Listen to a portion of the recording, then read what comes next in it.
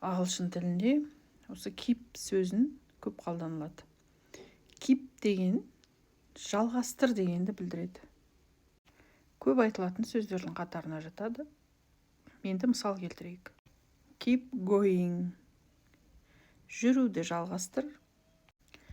Keep studying. Оқуды жалғастыр. Keep speaking. Сөйлеуді жалғастыр.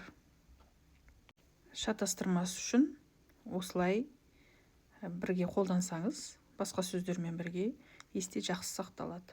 Енді тағы басқа бір өткен шаққа мысал келтіріп кетейік. Мен 2 сағат бұрын магазинге бардым. Ағылшынша қалай айтамыз?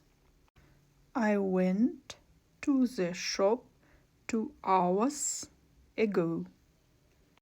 Сіздермен бірге болған Craftlish. Сіздерге осы бүгінгі сабақ ұнаса, тіркеліп, лайк басып, үнемі көріп отырыңыздар.